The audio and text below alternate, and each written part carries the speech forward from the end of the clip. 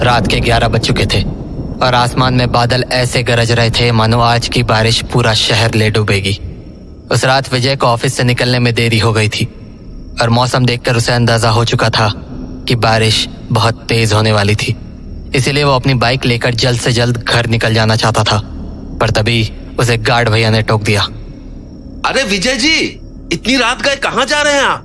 कहाँ जाऊंगा भैया, इस वक्त अपने घर जा रहा हूँ। पर विजय जी, अभी निकलना ठीक नहीं होगा। अरे कोई बात नहीं भैया, रेनकोट है ना, नहीं भीगूंगा। विजय जी, मैं बारिश की बात नहीं कर रहा। हाँ, क्या मतलब? आज अमावस की रात है। आज की रात ऐसे अकेले सफर करना ठीक नहीं है। अरे अमावस से तो क्या हुआ, क्या बोल रहे हो आप? विजय जी, कहते हैं अमावस की रात में प्रेत सबसे ज्यादा ताकतवर होते हैं, इसलिए अच्छा होगा कि आप आज अकेले न जाएं, कल सुबह चले जाइएगा। हो गया आपका गार्ड साहब, या और भी कहानियां सुनानी है? विजय जी, मैं गार्ड साहब प्लीज यार, निकलने दो मुझे अब, वरना कहीं बारिश आ गई ना तो बीच रास्ते में फंस जाऊंगा। विजय अपनी बाइक से निकलने ही वाला था कि गार्ड साहब ने उसे फिर से टोक दिया। विजय जी देखिए, मैं जानता हूँ आप मुझसे ज्यादा पढ़े लिखे हैं और आप भूत प्रेत इन सब चीजों को नहीं मानते, फिर भी आप इसे रख लीजिए। ये क्या है? हनुमान जी का लॉकेट है विजय जी, ये आज रात आपकी रक्षा करेगा। अरे गार्ड साहब, मुझे कुछ नहीं होगा, और मैंने कहा ना मैं इन सब में। इसको आप अपने पास रख लीजिए, हमारा मन रखने के लिए ही सही, पर बस आप रख लीजिए इसको। आप भी ना गार्ड साहब, लाइए। खुश? चलो अब मैं, बाय, गुड नाइट। इतना कहकर विजय बाइक लेकर वहां से निकल गया। हे बजरंगबली, विजय जी की रक्षा करना। बारिश शुरू हो चुकी थी और विजय अपनी बाइक तेज रफ्तार से भगाया जा रहा था, पर आज उसे अपने घर का रास्ता कुछ ज्यादा ही लंबा लग रहा था। वो तेज बारिश में बचता बचाता आधे रास्ते तक तो पहुंच गया, पर बाकी का रास्ता तय करने की उसकी हिम्मत नहीं बची थी। तभी उसे अपनी बाईं तरफ जाता हुआ एक रास्ता दिखा। वो रास्ता दरअसल एक शॉर्टकट था।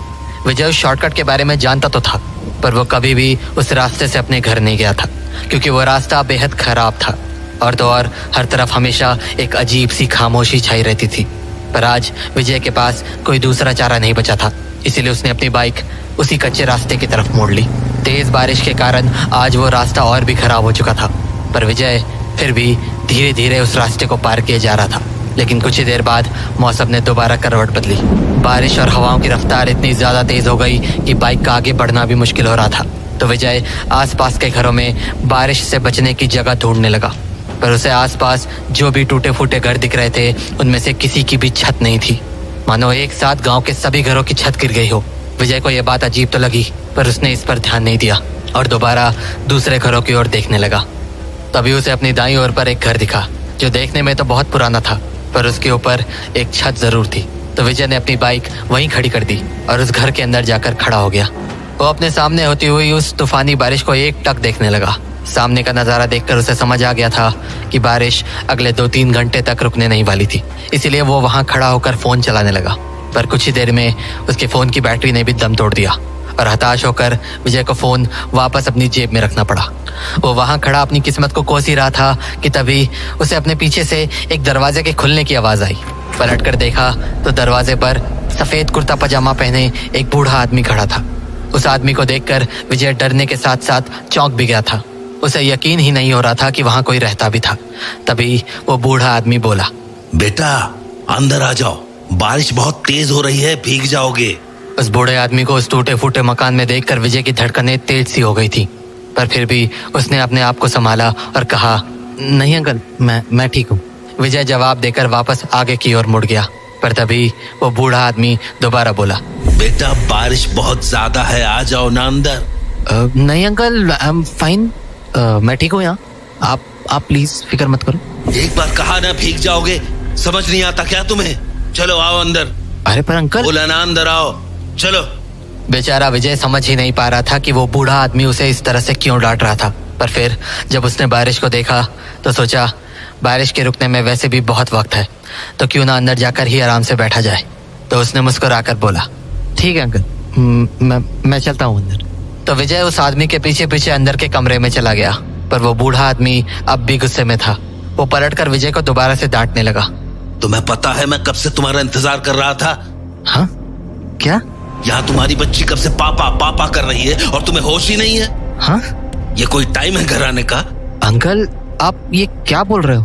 और शायद आपको कोई गलतफहमी हुई है। मैं वो नहीं हूँ जो आप सोच रहे हो। और अंकल, वैसे भी मैं बाहर ही ठीक था, सो प्लीज मुझे बाहर ही खड़े रहने दीजिए। बारिश खत्म होते ही मैं चला जाऊंगा। अरे बेटा, गुस्सा मत करो। मैंने तुम्हें अंदर इसलिए थोड़ी बुलाया था कि तुम बाहर चले जाओ। अच्छा, पीछे देखो, देखो तुम्हारे पीछे कौन है। जैसे ही विजय पलटा, उसे अपने सामने एक छोटी सी बच्ची दिखी जिसके हाथों में एक गुड़िया थी और वो विजय को एक टक देखे जा रही थी।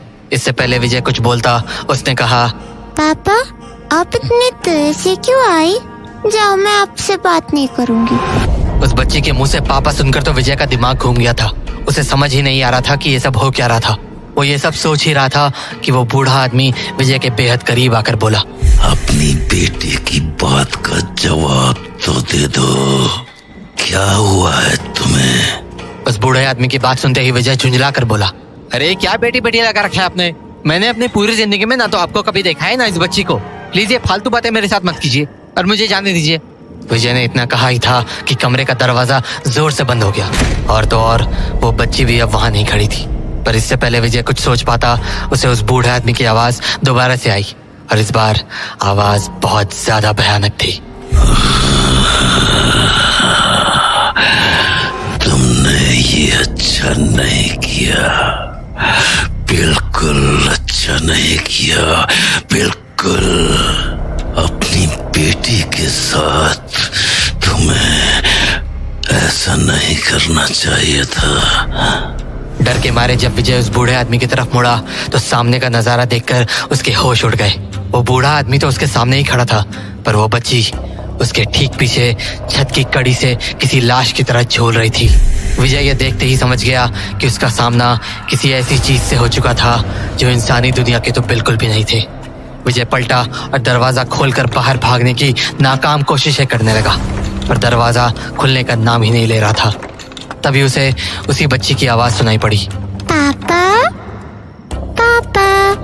डरते हुए जब विजय पीछे मुड़ा तो उसकी बची खुची हिम्मत भी हवा हो गई। वो बूढ़ा आदमी अब वहां से गायब हो चुका था और उस रस्सी से लटकती बच्ची ने अपनी आंखें खोल रखी थी और वो एक टक विजय को मुस्कुराते हुए देखी जा रही थी। पापा, अब मैं आपको कहीं नहीं जाने दूंगी। अब आप हमेशा यही रहोगी मेरे पास।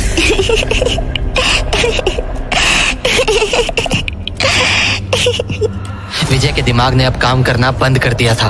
उस हंसी को सुनकर उसके हाथ पांव सब ठंडे हो चुके थे, इसीलिए उसने पलटकर दोबारा दरवाजा खोलने की सोची। पर जैसे ही वो पलटा, उसने अपने ठीक सामने उसी बूढ़े आदमी को खड़ा पाया। पर इस बार शायद वो अपने असली रूप में आ गया था। उसके पूरे शरीर पर खून के धब्बों के निशान थे और उसके पेट से उसकी आंतें बाहर आ रही थी। तभी वो बोला, अब तुम हमेशा यही रहोगे हमारे साथ।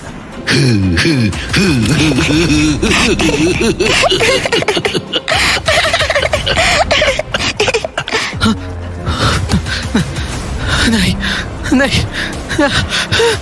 विजय की आंखें अब भारी होने लगी थी।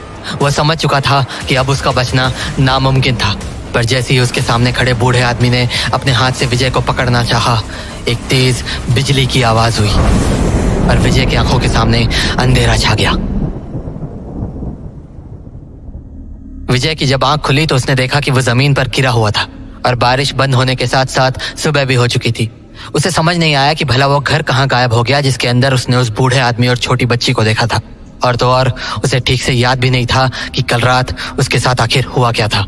तभी उसे अपने पास जमीन पर गिरा हुआ हनुमान जी का लॉकेट दिखा, वही लॉकेट जो उसे गार्ड भैया ने दिया था। उस लॉकेट को देखने के बाद विजय के सामने सब कुछ साफ हो गया। वो समझ गया कि पिछली रात उसका सामना प्रेतों से हुआ था और वो उनसे इसलिए बचकर निकल पाया क्योंकि उसके पास हनुमान जी का ये लॉकेट था। उसने उस लॉकेट को माथे से लगाया और अपनी जेब में रखकर वहां से निकल गया। लेकिन इस हादसे के बाद विजय एक बात तो अच्छे से समझ गया था कि भूत प्रेत जरूर होते हैं और वो इंसानों को कभी भी नुकसान पहुंचा सकते हैं, पर जिनके साथ बजरंग बली का आशीर्वाद होता है उनका वो बाल भी बांका नहीं कर सकते, क्योंकि भूत पिशाच निकट ना आवे, महावीर जब नाम सुनावे।